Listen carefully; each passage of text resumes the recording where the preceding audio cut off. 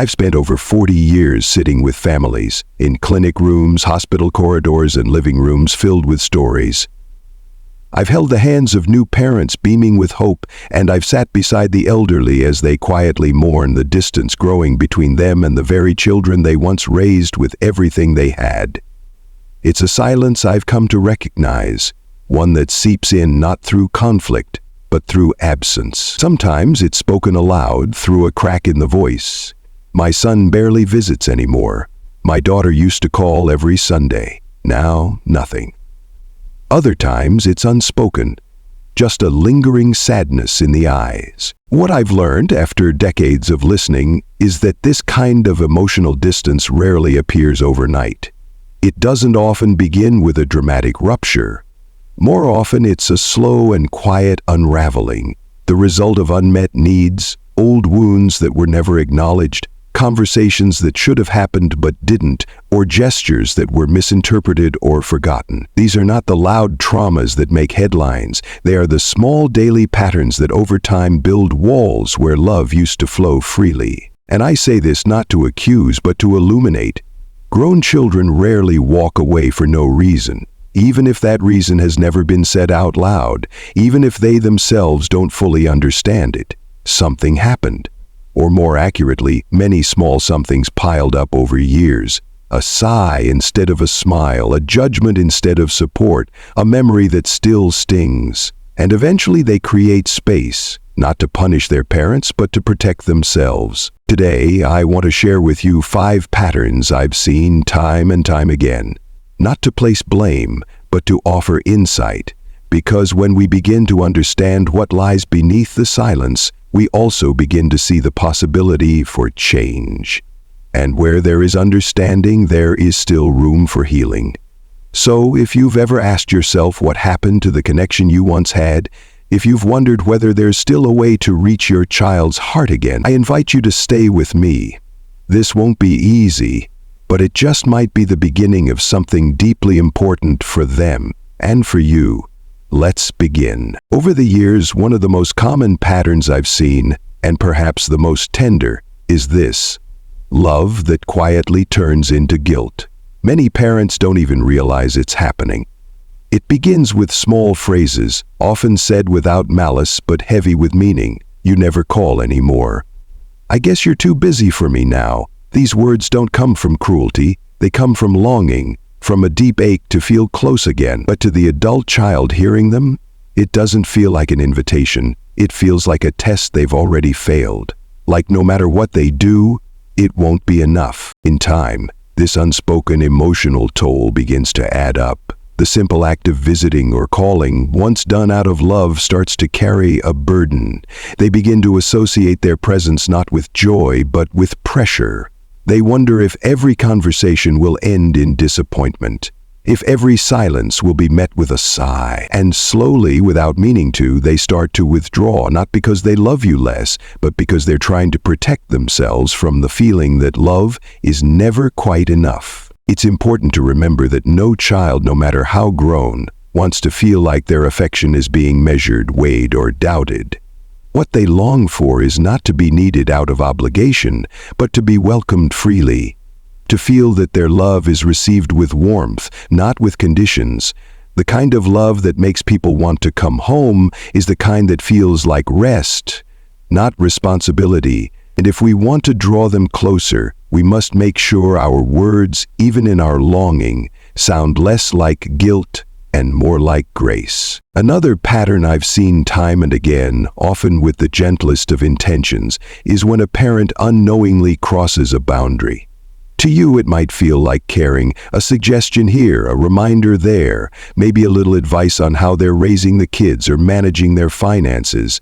You're not trying to control them. In fact, in your mind, you're being helpful, passing down what you've learned, trying to spare them hardship. But to your adult child, especially one working hard to build a life on their own terms, these gestures don't always feel like love. They feel like interference. Like the unspoken message is, you're still not doing it right. I remember a kind grandmother who would visit her daughter's home and, without asking, begin rearranging the kitchen cabinets.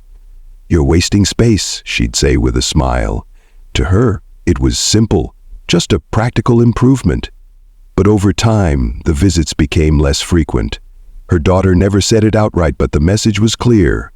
What once felt like family started to feel like being managed. This isn't about pushing people away. It's about honoring the space they need to feel like their life belongs to them. Respecting a boundary isn't a rejection of your love, it's an invitation to a healthier relationship, one based not on hierarchy but on mutual respect.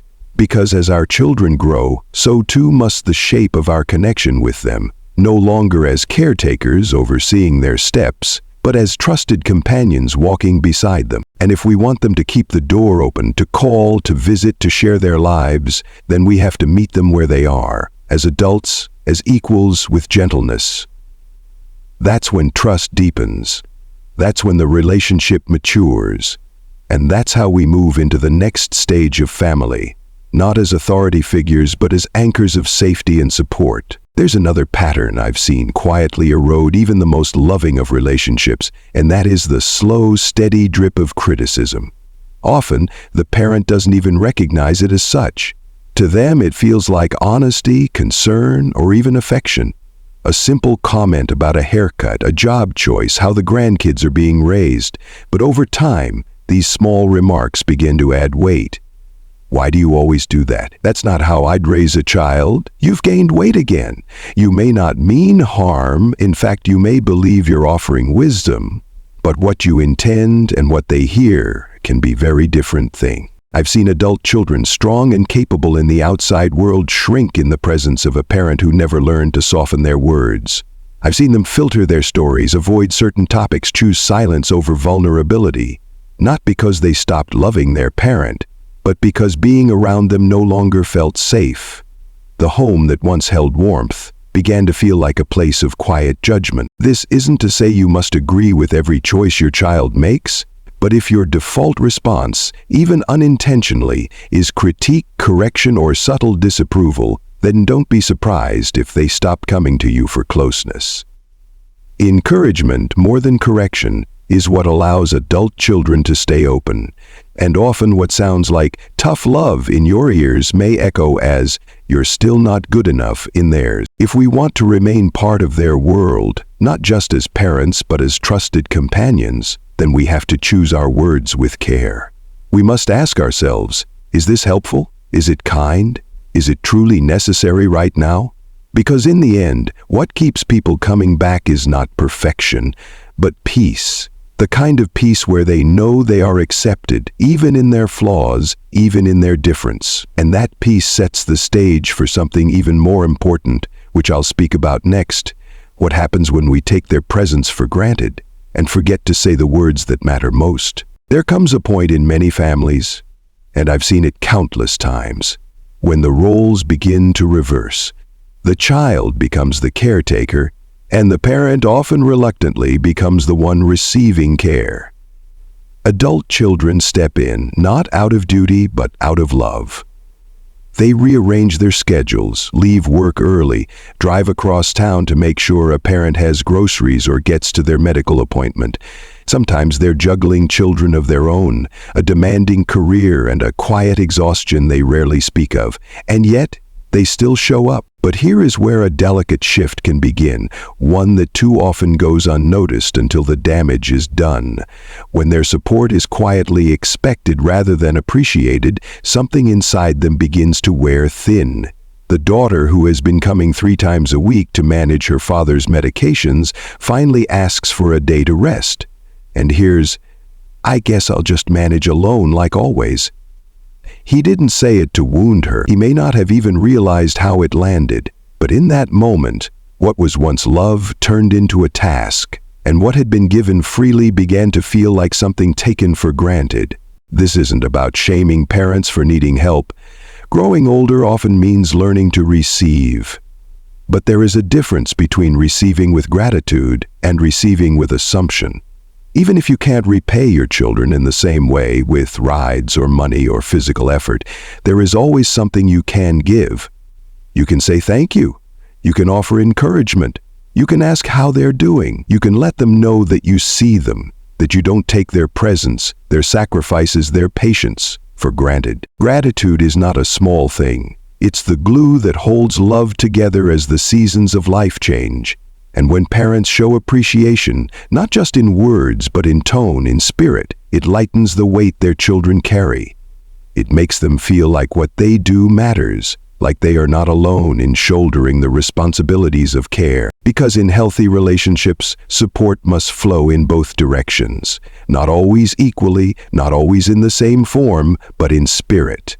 If your child is bringing you meals, bring them warmth. If they bring you medicine, offer them your trust. If they sit beside you in the hard moments, give them your blessing in return. These are the quiet exchanges that keep a bond strong, even when life has shifted. And this leads us to one of the hardest truths I've had to share with families, and perhaps the most redemptive one. That sometimes the distance we feel from our children doesn't come from what's happening now, but from what was never spoken long ago. And if we're brave enough to go there, healing is still possible. Let's talk about that next. Of all the patterns I've witnessed in the quiet unraveling of parent-child relationships, perhaps the most painful and the most redemptive is this: the refusal to grow or to acknowledge the past. You see, some of the deepest silences between parents and their adult children don't arise from recent disagreements or shifting schedules. They are rooted in moments that happened years, even decades ago. Moments that were never truly seen, never named, and never healed. Maybe it was the way discipline was handled, too harsh, too cold, too dismissive. Maybe it was how a divorce was navigated, with blame and bitterness that left a child feeling invisible in the middle of it all.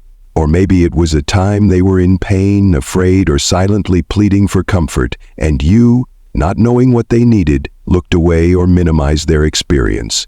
You may not remember it clearly. You may have had your own struggles. You may even tell yourself, "I did the best I could." And perhaps you did. But here's the hard truth. That doesn't always heal the wound. What most adult children are looking for is not a perfect parent, not someone who always had the right answer or made all the right choices.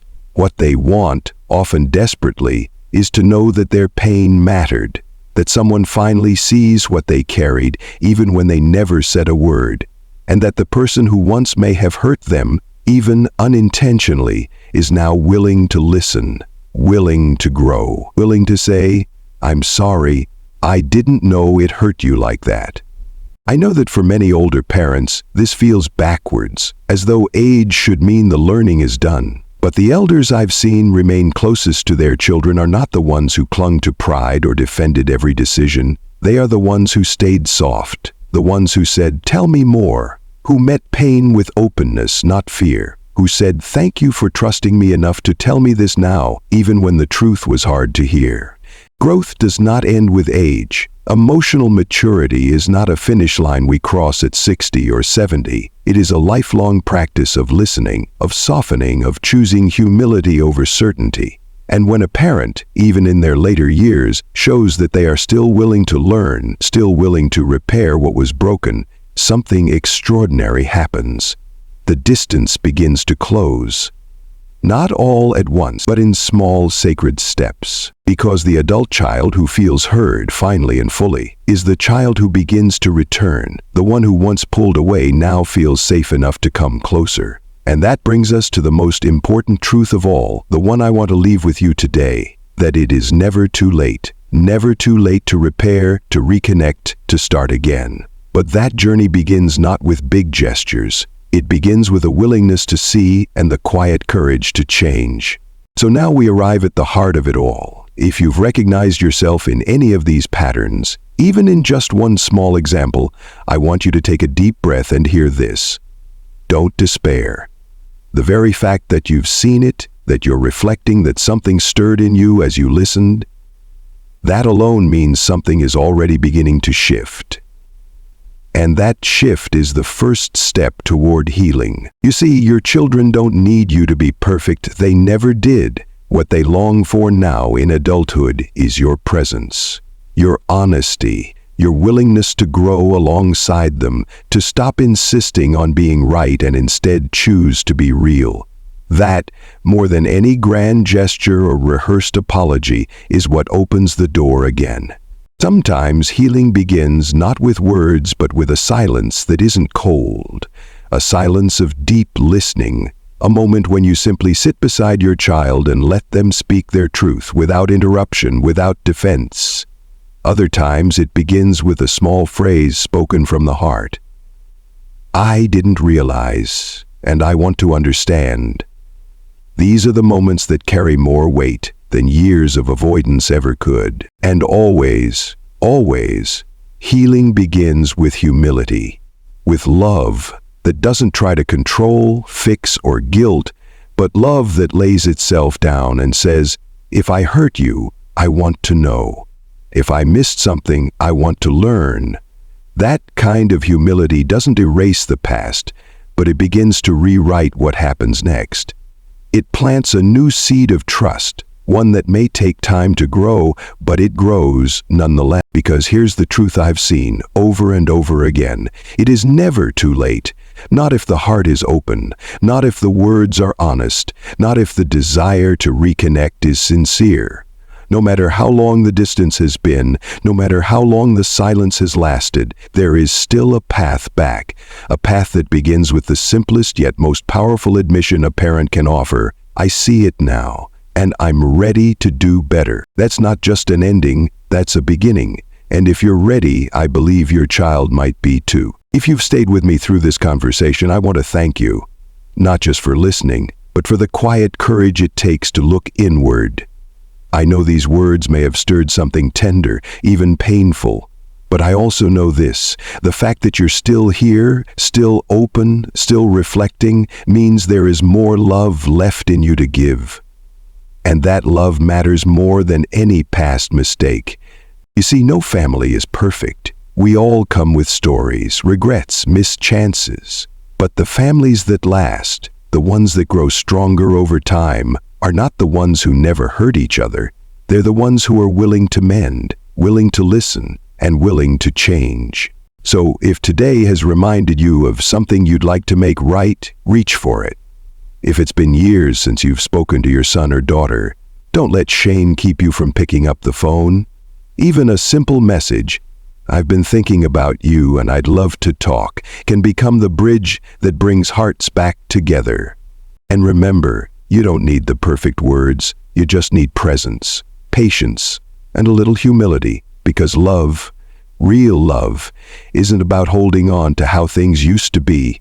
It's about choosing to show up again, as you are now, and that, perhaps, is the most sacred act of all. Thank you for being here. I wish you peace, healing, and the kind of connection that lasts, not because it's easy, but because it's true.